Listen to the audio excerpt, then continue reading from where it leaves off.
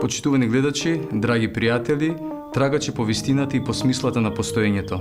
Со особено задоволство ја најавувам првата емисија од серијалот емисии Училиште за животот, емисии кои што ќе имаат за цел на поширокиот аудиториум да му ги доближат основните вистини на православната христијанска вера и духовност. Во првата емисија ќе се обидеме да дадеме одговор на едно суштинско прашање за сведоштвото како подвиг на одговорност и на љубов. Сведочењето на Христовата вистина е составен дел од Христовите заповеди, но тоа треба да произлезе и самостојно од секој православен христијанин кој што ја почувствувал Божјата милост и Божјата љубов. Сведочењето е споделување на личното духовно искуство со Бог, но и на Божјото откровение запишано во светите книги на Стариот и на Новиот Завет. Да се сведочи, значи на нашите ближни, пријатели, колеги, им се доближи Христовата евангелска вистина, но да им се покаже и Христовата рака на помирување помеѓу Бога и човекот. Со нас во нашето студио е презвитер Ивица Тодоров, со кого заеднички ќе трагаме по вистината во текот на целиот овој серијал емисија Училиште за животот. Нека и оваа наша прва емисија биде и сведоштво за неа. На почетокот да го погледнеме прилогот на нашиот соработник Душко Кралевски.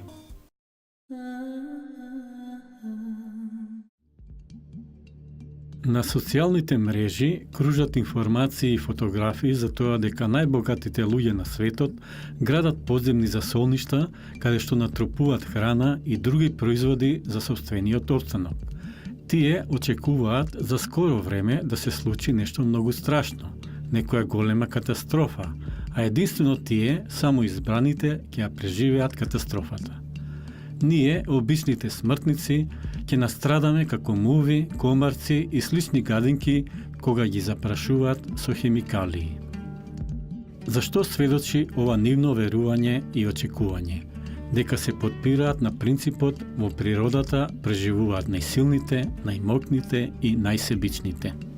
Но Спасителот наш, Господ Исус Христос, вели нешто друго. Зашто кој сака да го спаси својот живот, ќе го загуби, а кој го загуби животот свој заради мене и Евангелието, тој ќе се спаси. Мора да признаеме, ова се две сосем спротиставени позиции. Од една страна е жестока борба на секоја единка за свој личен опстанок, а од друга страна жртвување на сопствениот живот за општото добро и за возвишената цел. Живеејќи во овој и ваков свет, многу пати сме се посведочиле за постоењето на овие два спротиставени принципи. Првиот е, поголемиот го гнетува помалиот, посилниот го присилува послабиот, а вториот принцип е, поголемиот го помага помалиот, посилниот го штити послабиот. Можеме да наведеме многу примери од природата и за едното и за другото. На големата риба окото не ја трепнува кога ја јаде помалата, а така наречените крвожедни животни за своји жртви најчесто ги избират најмладите и најслабите припадници на определен вид. Тука нема милост, ни жалост, ни ферплей борба. Но исто така има примери и на силна пожртвуваност, кога мајката, по цената на собствениот живот, го заштитува своето младенче, а овчарскиот пес се жртвува себе си за да го заштити стадото и овчарот.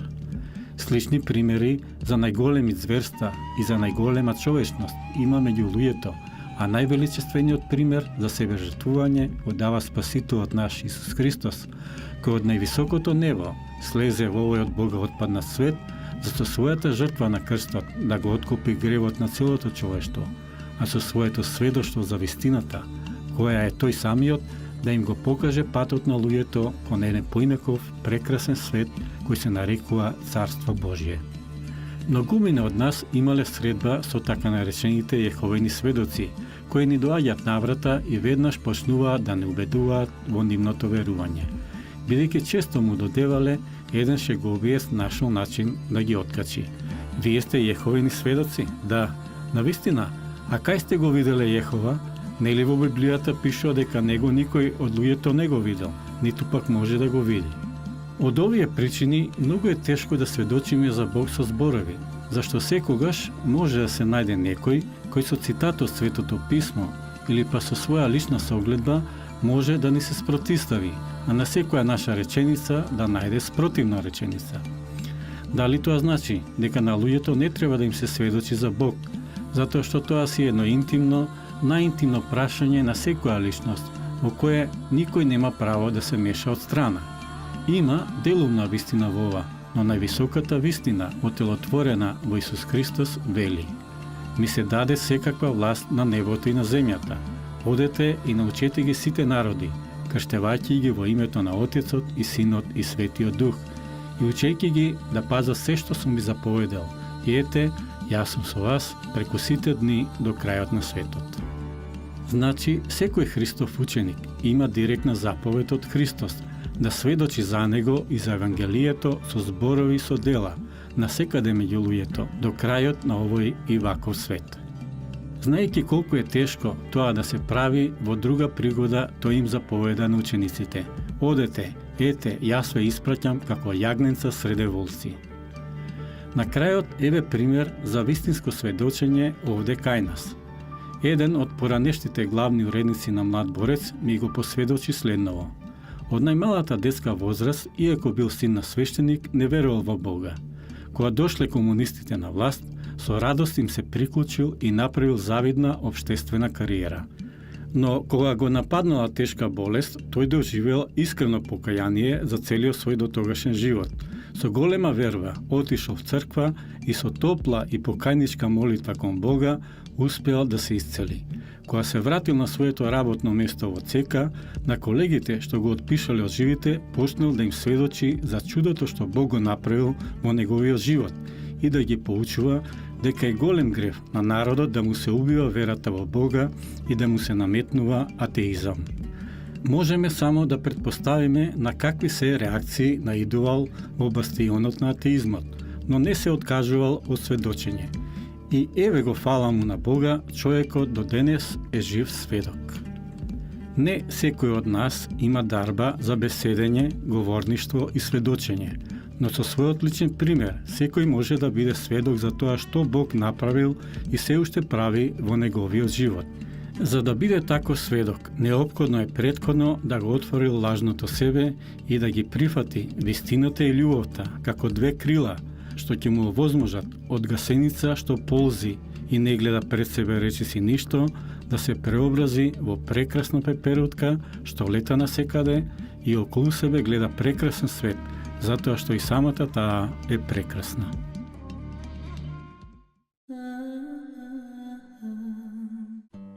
Отец Ивица, добре ни дојде. На почетокот би те запрашал, што воопшто значи да се сведочи за нешто во овој ваков свет? Благодарам за поканата во ова наше и на оние што не гледаат ваше студио.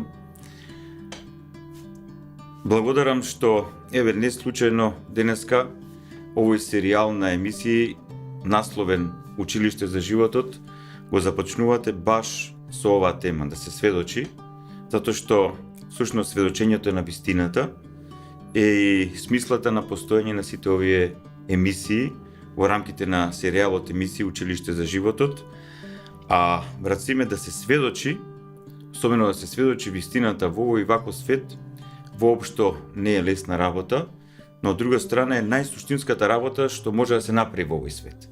Затоа што овој свет, односно човештвото, и оние кои се свесни за тоа, но и оние кои не се свесни за тоа, се гладни за вистина. Гладни се за смисла.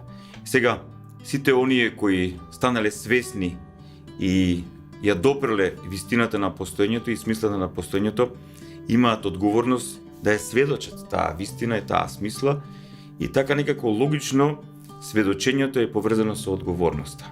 А одговорноста е поврзана со грижата, а грижата е поврзана со љубовта. Значи да се сведочи, значи да се има љубов. Значи да се има љубов кон оние кои можеби досега од ред причини не се свесни за вистината и смислата на постоењето, а ние како христијани знаеме дека и вистината и смислата на постоењето ни доаѓа од самиот Христос, од овоплотениот Син Божи, Логосот Божи, кој заради тоа да ни открие вистината и смислата на нашето постоење, но и да не ослободи од сето она што го уништува нашиот живот во овој свет, дојде во овој свет. И мислам дека и убаво е тоа насловено училиште за животот, училиште за Христос, затоа што Христос е нашиот живот. Така, значи, за да сведочиме, отец Ивица, треба да имаме и вистинско познание за Бога. Во што се состои тоа познание за Бога? Да, вака, значи, било што да се сведочи на научна вистина, да се сведочи на философска вистина. Многу вистини има во овој свет, вистини за ово, вистини за тоа, но ние говориме тука за метафизичка вистина, за трансцендентна вистина, односно за Бог. Сега, многу лесно е да се сведочи за нешто што нашите очи може да го видат, нашите раце да го допрат, нашиот ум логички да го анализира и така натаму, но да се сведочи за Бог, тоа е малце по-комплексно нешто, затоа што сведоштвото за Бог ни доаѓа од два аспекти. Првиот аспект е прифаќањето на неговата објава. Значи, Бог ни се објавил себе си и таа објава од оние преку кого се објавил, во Стариот Завет тоа се пророците, во Новиот Завет тоа се апостолите, значи таа објава е запишана во Светото писмо, значи тоа е едниот аспект да се запознаеме со Бог преку неговата објава, а вториот аспект по-суштински на еден начин е да оствариме лична поврзаност, личен контакт со Бог. Сега тоа е еден мистичен момент, но губина го оствариле. Говорам за една вистинска поврзаност преку Светиот Дух со нашиот Творец, и кога таа поврзаност ќе се оствари помеѓу нашиот дух и Бог преку неговиот Дух Свети, тогаш во нашата личност се потикнува на состојба на личносно будење, на освестување, онака како расонување, убаво личносно расонување, и ние стануваме свесни за себе, во вистинска смисла на зборот, но стануваме свесни и за нашиот Творец. И всушност, оние луѓе кои во себе го имат ово искуство, и се разбира тоа искуство го проверуваат со Божјото откровение и на тој начин го организираат својот живот, тогаш самите тие започнуваат да бидат верници, односно да имат доверба во Творецот. И сега, имајќи доверба во Творецот, тие почнуваат својот живот да си го втемелуваат на начинот што нашиот Творец ни го открил. И сега тука доаѓаме до еден многу интересен момент, ние разбираме дека христијанството е начин на живење. Сега, оној човек кој е христијанин или Христов ученик, тој почнува да си го втемелува својот живот во рамките на заповедите Господови. И втемелувајќи си го својот живот на тој начин, тој почнува да доживува сериозни духовни плодови, буквално плодови од сето тоа, и тогаш тој внатре во својот внатрешен човек, во тие неискажливи амбари наши духовни, го стекнува тоа духовно богатство на средбата со Бог, на средбата со вистината, на средбата со смислата, и како што реков и на почетокот, кога ќе се сретнеме со љубовта, Бог е љубов, тогаш ние имаме љубов, односно таа љубов во нас потикнува грижа за останатите луѓе во овој свет, таа вистина да им засведочиме и нив. Та и тие со нас да ја споделуваат таа радост во учество во смислата и вистината на постоењето. Дали ова во суштина значи да се сведочи Христос во овој ваков свет? Преку делата, преку подвигот, преку плодот на милосрдието, преку молитвите за другите и за себе, преку евангелизирањето, преку поуките од оците на црквата? Така, па тоа е тој начин на живење, значи тоа е модел на живење. Сега, еден човек кој не верува во Бог, кој е атеист, например, тој сигурно има свој вредносен систем, светоглед, врз кој го темели својот живот, го организира својот живот. Секој од нас си го организира својот живот во однос на својот светоглед, како доживува светот, како го гледа светот и како го вреднува светот.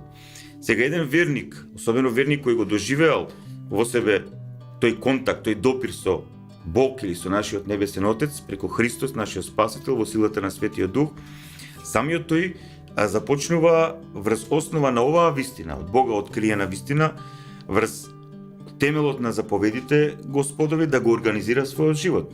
И тогаш природно е да се сведочи вистината, односно да се сведочи Евангелието. И не случајно Христовата вистина, односно сето оно што Христос го направил за нас и го открил за нас е наречено евангелие, што значи добра вест.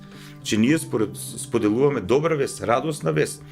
И таа радосна вест ние ја споделуваме на многу начини. Сега не мора да направиме ние организирана мисија, многу ми намислат мисија за сведоштво на вистината правиме манастир некаков или некаква мисија од луѓе кои целонасочено го работат тој и така натаму. И тоа било и така и треба во еден сегмент и тоа е потребно, но например во ова наше македонско општество во кое еден огромен процент од луѓето се декларираат како христијани, ако навистина се христијани, тогаш својот светоглед, својот вредностен систем и својот начин на живот или преку својот начин на живот тие ќе ги сведочат овие нешта.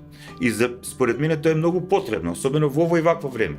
Во ово и вакво време е крајно потребно, во секое време било потребно, пошто во ово и вакво свет времето на живењето гледаме какво е.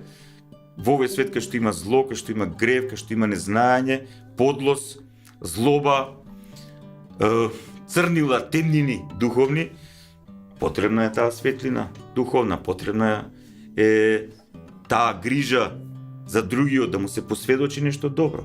И на крај на крајовите Христос вели кој ќе даде една чаша вода во мое име, и тоа е сведоштво. И тоа е сведоштво. Значи, како заклучок еден суштински, ова начинот на животот што го има еден Христов ученик и плодовите од тој начин на живот се најдоброто сведоштво. А особено ако тој Христов ученик живее во една здрава заедница, а тоа е црква. И тогаш замислете една здрава заедница од 10, 15, 20, 100, 200, 300, 1000 луѓе во ова Скопје. Многу нешта ќе се сменат. Длабоко верувам дека сериозната ова духовна недефинираност и хаотизираност би се сменила доколку има 1000, 2000, 3000 или 5000, 10.000 луѓе, што не е многу во однос на овој град од 700.000 жители, луѓе кои би зрачале со вакви вредности, со ваков светоглед, со една позитивна енергија, која е љубов, која е плотот средбата со Бог. Така. Општо е познато на изрека дека една слика вреди колку 1000 зборови, исто така и еден засведочен човек кој што ја има сериозната доверба во Христа, исто така кога на дело го живее и го сведочи Христа, тој во суштина поради дејството на Светиот Дух во него и од него на средината е во состојба да им помага и на другите да ја пронајдат таа светлина, таа вистина, тоа по кој што нивната душа во суштина копне и тежне. Оние кои што се отворени за неја, оние кои што ја бараат неја. Жедна е душата човечка денеска, како она кошута во псалмот, да. Да, ова... сега, убаво брат Иван го постави тоа, значи, еден момент кој е многу битен, особено во ова време, е недостатокот на информации. Мора да признаеме дека огромен процент од нашите сограѓани кои се декларираат како православни христијани се всушност традиционални христијани, че тие се христијани под некаква традиција. Че тие својот христијански идентитет го имаат во својот идентитет. Се македонци или срби или власи, не знам, или албанци, не е битно. И сега затоа што тоа што се еден сегмент од нивниот идентитет е и христијанството, православни, така натаму, но мора да се признае дека кога ќе се говори со таквите луѓе, евидентен е тој недостаток на познавање на верата. Значи, немаат информации. Значи, мора да се потрудиме ние како црква, како Македонска православна црква, малце поорганизирано, посмислено да најдеме начин премин да ги информираме верниците. Има обиди, се работи, но мислам дека и ова емисија е дел од тоа, да првин да се прими информација. Многу е битна. Информацијата е многу битно нешто, затоа што погрешна информација за верата или погрешно сведоштво за верата во умот на тие луѓе потикнува погрешна насока. Вистинско сведоштво за верата, вистинска насока. Но јас би рекол дека сепак не треба да се остане само на информациите. Да, информациите се многу битни нешто, како и било која друга работа во животот, битни се информациите. Здрава храна денеска актуелна, слушаме здрава храна. На телевизија исто има, сегде во разни часописи. Може некој ептен да биде запознат со тоа која храна е здрава, која не е здрава, да не го практикува тоа. Многу е битно да се практикува. Така. Значи, ако ми дозволиш, брат Иван, спомнавте, значи, за еден голем процент на верници во Македонија кои што се традиционални верници, значи тоа е еден голем фронт на традиционални верници. Каков однос ние треба да имаме кон нив, но и кон во тој контекст и кон иноверните и кон атеистите по однос на прашање, по однос на сведочењето на вистината. Да, пред неколку седмици со еден мој добар пријател од Скопската епархија на Македонската православна црква правевме баш некаква анализа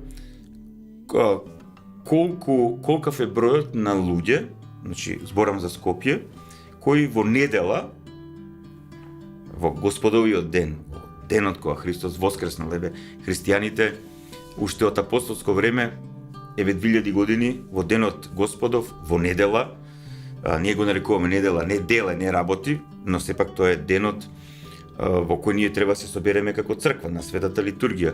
Значи, баш правевме така некои анализи колку луѓе се собират на литургија во недела, не на некој празник, во недела. Испаѓа дека во сите цркви во Скопската епархија, говорам за Скопската епархија, некаде околу 1500 луѓе се собираат на литургија. Тоа воопшто не е голем број. Многу мало. Да, во однос на едно Скопје од 700.000 жители, при што 450.000 жители се македонци и православни христијани, така натаму, тоа е многу мал процент. И битен е тој момент, значи што го зборевме со братот Иван, значи потребно е сведоштво. И јас и сигурно и вие го имате тоа во себе, дека луѓето имаат потреба да бидат осведочени, да им се сведочи за Христос, да добијат вистинска информација за Христос.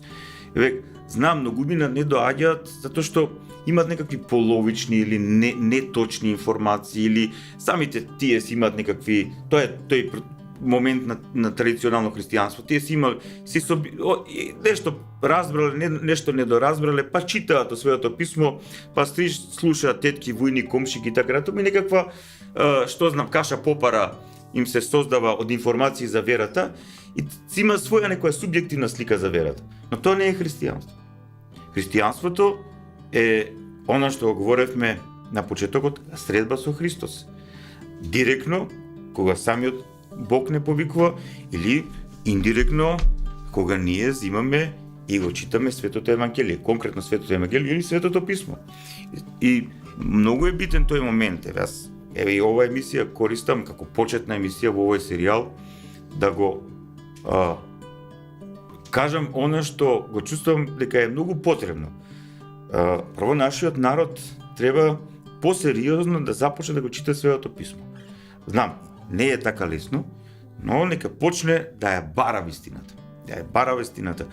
Самиот тој порив за барање на вистината ќе го доведе човекот до вистината. И сега, брат Симе, ме прашуваш за целните групи, за традиционалните христијани, за оние кои се со различита вера и така натаму и така натаму. Значи Христос, нашиот однос кон нив, така. Да. Христос, овие негови зборови се запишани во Светото Евангелие според Мате во 28 глава, вели вака: после неговото воскресение, пред неговото вознесение, им вели вака на апостолите: ми се даде сета власт, на небото и на земјата. Одете, научете ги сите народи, крштевајќи ги во името на Отецот, Синот и Светиот Дух и учејќи ги да паза се што сум ви заповедал. Значи, Христос ни дава заповед на нас како негови ученици, како членови на неговата црква. Односно, во тоа време им дава заповед на апостолите, а преку апостолите им дава заповед на епископите на црквата, на презвитерите, на ѓаконите и се разбира на сите членови на црквата. Дека сите ние треба да учествуваме во таа негова заповед. Да одеме, односно тој активен момент, да го имаме тој момент на активност во однос на сведочење на вистината. И сега, тие што не се крстени, да ги осведочиме за вистината, да се крстат, а потоа откако ќе се крстат, вели Христос, и да пазиме, особено епископите и презвитерите, односно духовните раководители, парохиските свештеници, еве повеќе термини да употребам, да внимават како живеат. Но денеска факт е дека многумина се крштеваат неподготвени. Многумина се крштеваат како деца. Иако ние на крштевката, кога се извршува светата тајна крштевања, говориме за таа одговорност што треба да го има кумот или родителите, но за жал нештата во овој вако свет, во ова вакво време се такви како што се. Ние гледаме дека се до тоа се прифаќа на еден формален начин.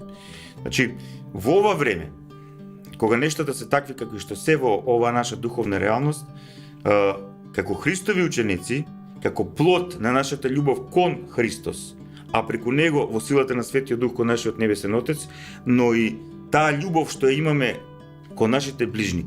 Значи, без разлика кој е, дали е тој традиционален христијанин, дали е иноверен, дали е атеист, не знам тамо што. Ние кон сите треба да имаме ист однос, како созданија Божи, како оние кои се искупени од Христос и од Христос повикани за вечен живот. Значи, кон сите треба да го имаме тој момент на грижа и сведоштво. Сега, убаво го спомна тоа Иван предмалку, сведоштво, но не сведоштво како разните секти што го прават, не сведоштво кој има за цел да изманипулира, не сведоштво кој има за цел да збуни, туку сведоштво кој има цел да го израдува човекот.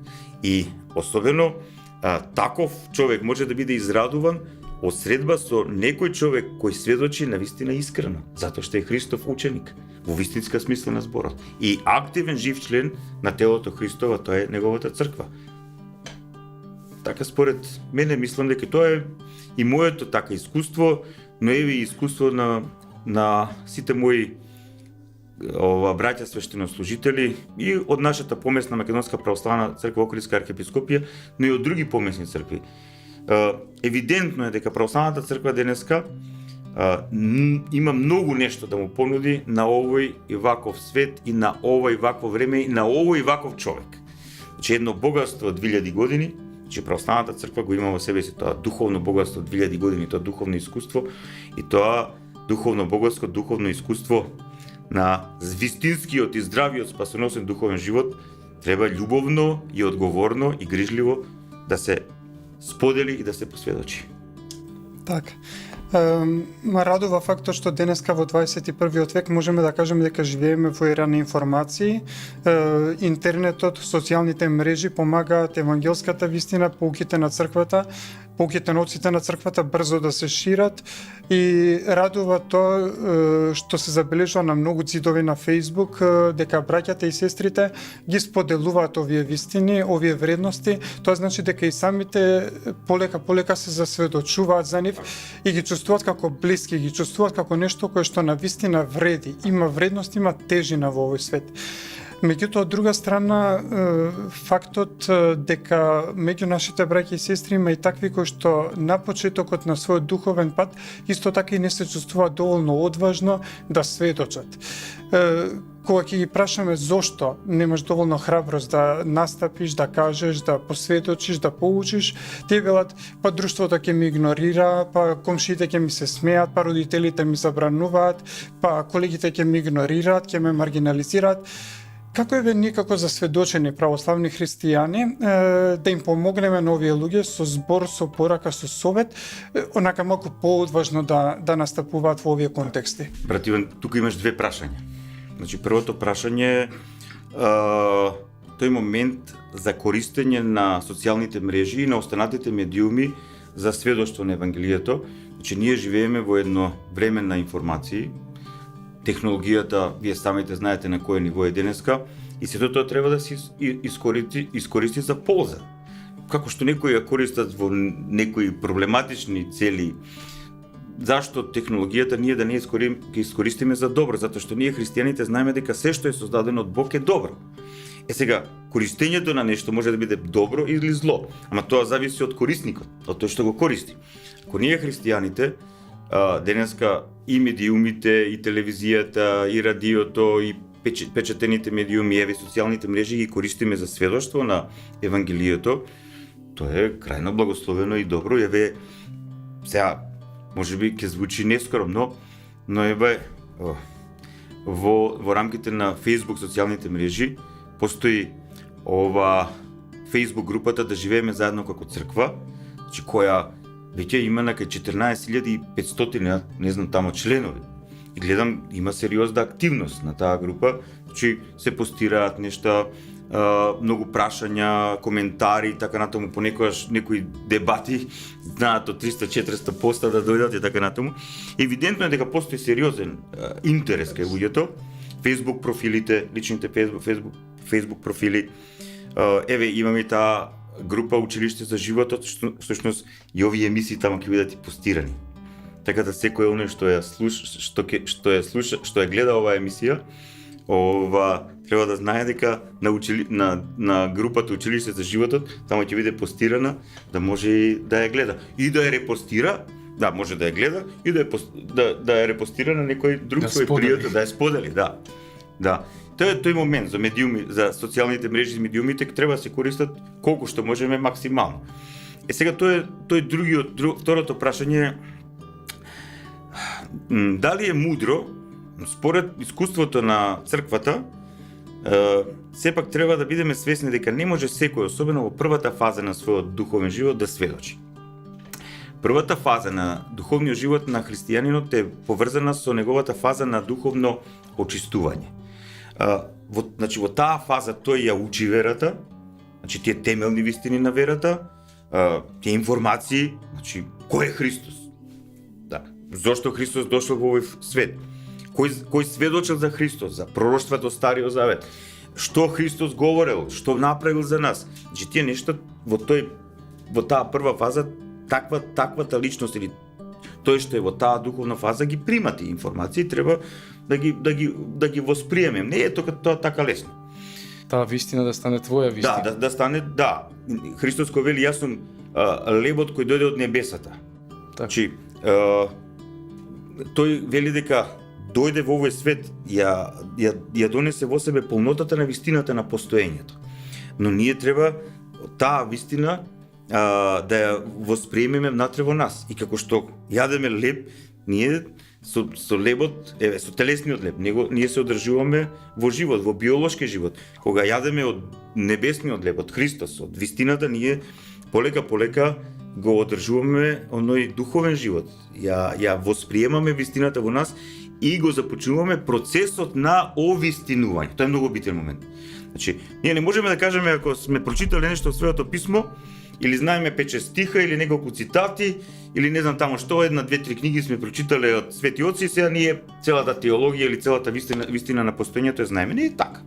Значи, тоа е еден процес, година, 2-3, значи, па може понекогаш и повеќе. Кога нешто што било абстрактно станува конкретно и затоа не е мудро во првата фаза на оние луѓе кои веќе започнаа да живеат духовен живот да се потикнуваат на сведоштво.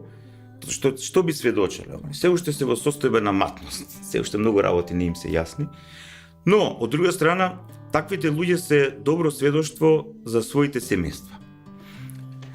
Сепак, тие во своите семејства внесуваат една нова клима, да кажам, нов ветер, почнува да дува, едно освежување. Сега, а во тоа семејство, зависи од духовните состојби на луѓето од тоа семејство, има разни реакции. Сега има и благословени, но има и неблагословени реакции, но сето тоа е процес. Секој член од тоа семејство почнува полека да минува низ тој процес на овистинување, затоа што се соочува со една духовна вистина, со вистината за Бог, со вистината за смислата на постоењето, со вистината за тоа како треба најдобро да си го организираме својот живот во овој свет, христијанството како начин на живење. Ние знаеме, ние сепак живееме во едно општество кое пред себе имаше една атеистичка идеологија и многумина ден денеска се инфицирани од таа атеистичка идеологија, од секуларизмот секојдневен и така натаму. Ако во времето на социјализмот ја имавме таа атеистичка идеологија секуларна, денеска имаме една друга секуларна идеологија која можеби не е така агресивна како комунизмот, но можеби е многу поподла. Тоа е тоа. И треба да имаме разбирање. Сепак како христијани треба да имаме разбирање, затоа што разбирањето или грижата е плод од нашата љубов. Треба да ги разбираме луѓето во сите тие фази на нивното духовно будење, на нивното духовно растење, зреење и кога започнува сведочењето. Во моментот кога може да повикаш некој дома на вечера, на ручек, кога ти е полна трпезата. Така да кога ќе ни биде полна нашата духовна трпеза, па тогаш самиот Господ ќе благослови и ќе повика пријатели наши да седна заедно, да им споделиме радост, да им споделиме вистина, да им споделиме љубов, да им споделиме насока. Тој што има ќе даде. Со еден топол пристап, не тенденциозно, не со намера да бидеме агресивно евангелизирачки, туку да бидеме преку нивната добра волја, преку нашата добра волја, да се најдеме некаде што би се рекло на пола пат. Значи, светот, односно современиот човек е, како да кажам, презаситен од манипулации. Многу мина го манипулираат. Сега да не набројувам. Многу ќе треба, многу точки од луѓе кои го манипулираат, но мора да признаеме дека има луѓе кои се декларираат како црковни или христијани, без разлика дали се од Македонската православна црква, Охридска архиепископија, или се христијани од некои деноминации, разни други или секташки заедници така натаму, кои можеби не на здрав начин ја разбрале верата, не на здрав начин, благословен начин ја живеат верата и што знам, можеби имаат потреба да манипулираат. Видете, егото е проклета работа. Многумина ја користат верата, го користат Бог за да го активизират своето его. Тоест, што да правиме, така било во минатото, така и за жал и денеска. Сега, вистинските сведоци, тој момент што треба да го подцртаме, онака баш имаше порано да го подлечеме со жолто, може би со црвено, да биде да имаме повеќе внимание, че вистинското сведоштво е сведоштво во кое треба да умре нашето его. Значи, ние кога сведочиме, не му сведочиме на некого, за да нашата заедница биде побројна. Значи, тогаш ние христијаните се претвориме како овие навивачиве од фудбалски клубови. Значи, вистинскиот христијан, вистинскиот Христов ученик е налик на човек кој го нашол лекот за многу болести. И сега, тој лек за многу болести сака да го сподели со другите, за да и другите бидат исцелени. На тој начин треба да се сведочи верата. И така ќе има ефектива и така ќе има плод. Отец Ивица, мора да признаеме дека отворивме, начнавме, допревме многу теми поврзани со оваа проблематика. Нашите соработници деновиве снимија прилог во кој што ги анкетираа нашите сограѓани, па би било убаво да го погледнеме прилогот и да видиме што тоа тие мислат на овие теми, какви се нивните потреби и дали воопшто имаат потреби од за сведочување и од подвиг на личното сведочење на Христос во овој свет. Баш ме интересира сигурно и за кој тип на сведочење реагираат позитивно или негативно. Да го погледнеме прилогот. Да, сметам дека може многу поактивно и е многу потребно на нашиот народ вистинското сведочење. А тоа може да го направи секој на различни начини, преку организирање на разни предавања, на разни курсеви, семинари, преку поголема застапеност во образованието, во медиумите и така натаму, како и да сведочи на тој начин што ќе биде позастапана и ќе презема повеќе милосрдни активности за помош на оние на кои што им е најпотребно. Па би требало? Смитате дека не е доволно застапено? Не, застапен е, мислам, ако одиш во верските објекти и да прашуваш и има кој да ти објасни. Па да, според мене мислам дека треба да има повеќе такви семинари и случувања каде што младината во нашата земја треба да се поврзе, да дознае повеќе работи за Господ и за Светото писмо, дека треба тоа да се прочита и треба да се шири религијата на секој можен начин. Па треба малце повеќе. Да. Ја мислам дека кој што сака си оди во црква, си ја чита Библијата и се е во ред. Не би требало, мислам, и јас имам прочитано и Библија и Дури Куранот го имам прочитано и се во ред. Мислам, кој го интересира би требало. Па, според своје лично мислење сметам дека треба повеќе да се залага. Можеби дел од свештенството веќе го прават тоа, своји лични залагања, го ја сведочат вистината за Христос, но меѓутоа сметам дека треба да се активира свештенството и во сите помесни цркви, за да сведочи вистината на народот за оној кој што е. Затоа што народот, за жал, има некои си своји верувања, кои што повеќето се погрешни, нивни своји начини на верување и треба да им се објасни многу подетално и подобро сето тоа. На кој начин сметаш дека треба да просведочи? Па, значи, најдобро не само преку зборови, туку и преку дела. Исто, нели, мисионерски действија, да, преку медиуми, емисии и радио, како што можеби има сега, но уште подобар момент е оној каде што се сведочи преку мисионерски, преку милосрдни действија, каде што им се помага на народот и слично. Јас сум човек од социјализмот кој бев атеист.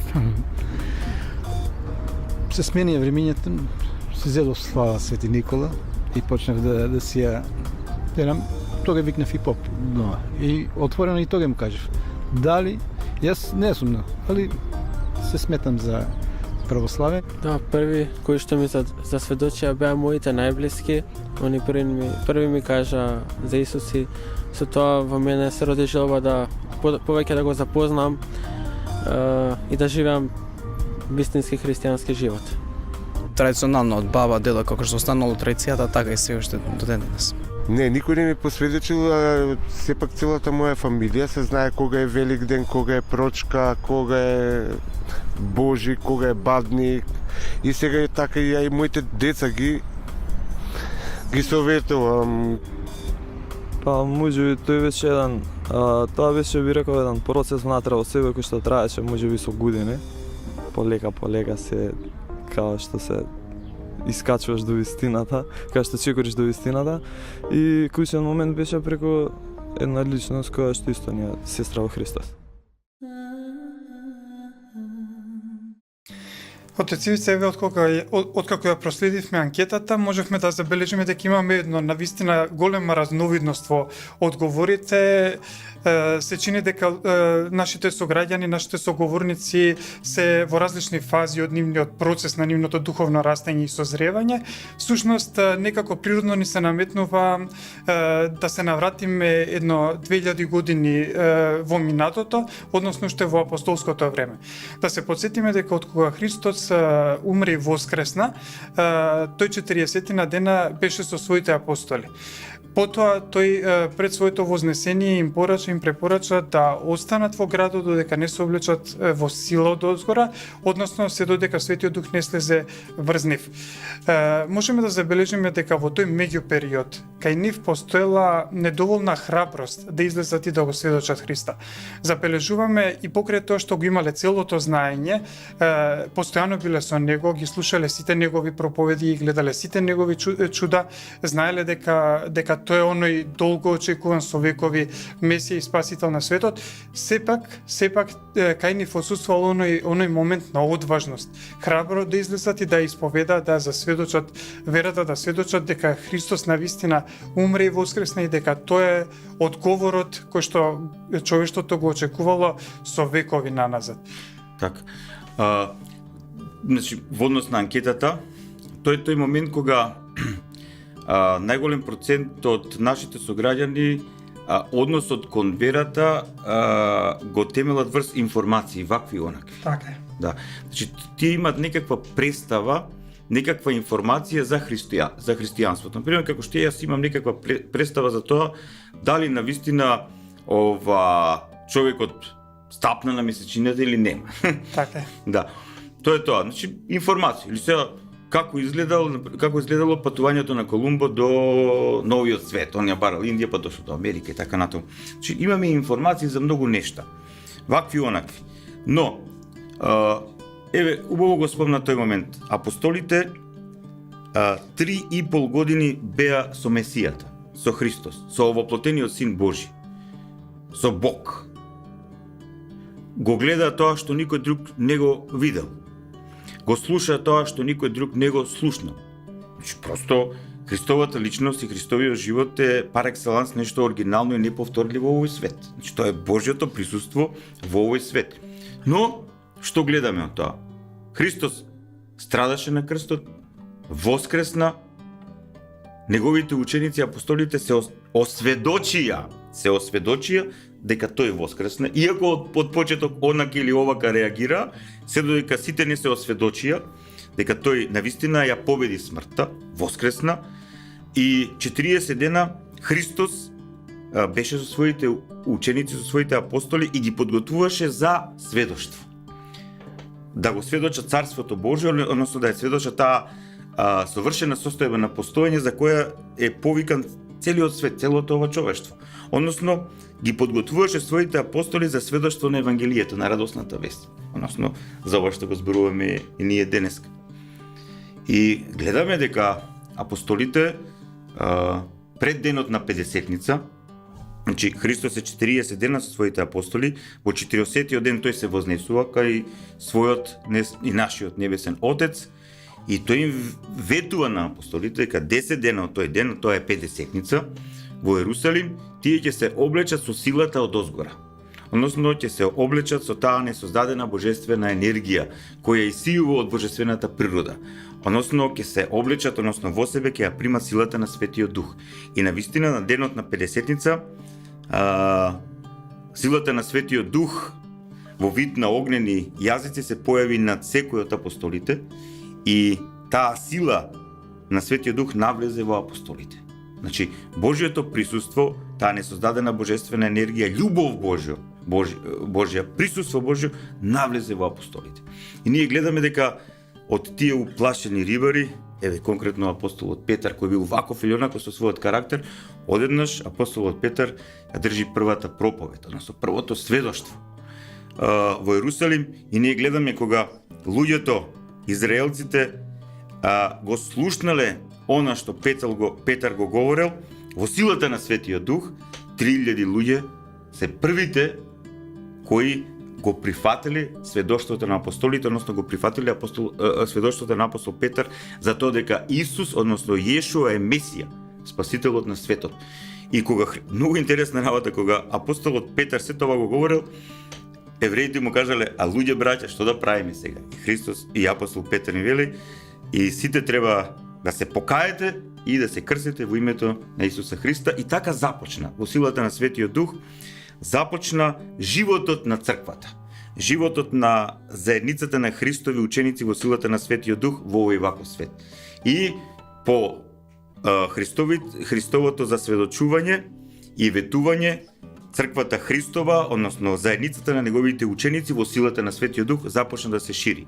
Од Ерусалим, Јудеја, Самарија, во целиот тогаш познат римски свет, во рамките на Римската империја, Медитеранот, па пошироко и така натаму, и веќе се исполнува она што Христос го говори, дека неговото слово, односно вистината за спасението ќе се прошири кај целиот свет и кај сите народи, додека тој повторно не дојде, но не како јагне Божјо, туку како судија на живите и мртвите. Затоа што Христос, спасителот наш, еднаш во овој свет дојде да ни открие вистината, а на крајот на овој ваков свет, таа вистина што тој ни откри, ќе не суди. Дали сме го осмислиле својот живот во таа вистина или не, сме останале празни.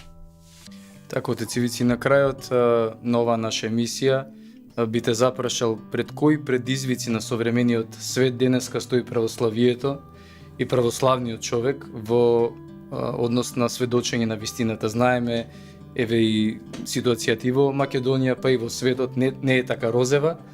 И за крај на оваа емисија. Еве јас како крај, еве така сликовито ќе се изразам, се сеќавам на зборовите на еден прекрасен духовен раководител кој имаше сериозно влијание во мојот живот, кој пред многу години ми го кажа ова, еве јас го споделувам со вас и со гледачите на ова наша прва емисија од серијалот Училиште за животот.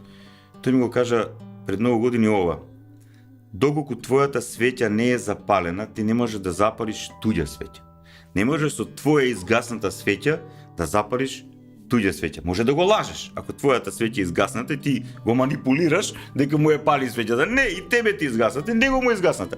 Потоа не можеш празна чаша некому да му дадеш кој е жеден за да се напие. Не. Твојата празна чаша не може да ја изгасне неговата жед. Значи, сите предизвици со кои се соочува денеска православното христијанство се последица од немањето на љубов, немањето на грижа, немањето на одговорност за сведочење. Затоа што Свети Јован Златоуст го вели тоа дека основната мисија на црквата, на заедницата на Христовите ученици е сведочење на вистината за спасението. Значи, вистината за спасението, односно за вистината за ослободувањето на целото човештво од сотонското робство, од злото, гревот, духовната, телесната смрт. Тоа е Евангелието, тоа е радосната вест. Доколку ние тоа не го правиме, тога што правиме? И оние што тоа го прават, тие, всушност, самите осознаваат дека за сведочењето има еден многу битен фактор, треба духовен живот.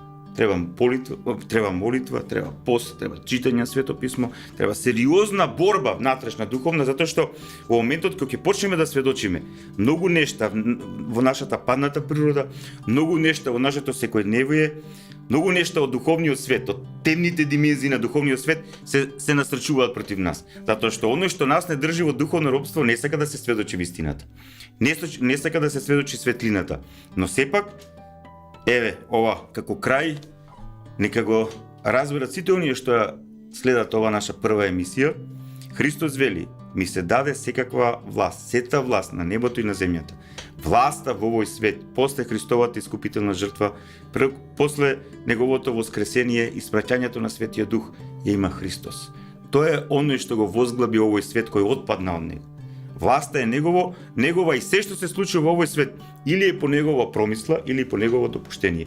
Еве, дај Боже, сите ние како негови ученици, како членови на неговата црква, во силата на Светиот Дух, да живееме во неговата промисла и да ја сведочиме неговата спасителна вистина во слава негова, во слава на нашиот небесен Отец и во силата на Светиот Дух и за спасение на сета твар. Убава порака за крај. Така. Почитувани гледачи, драги пријатели, ви благодариме што не следевте во првата од серијалот емисии Училиште за животот.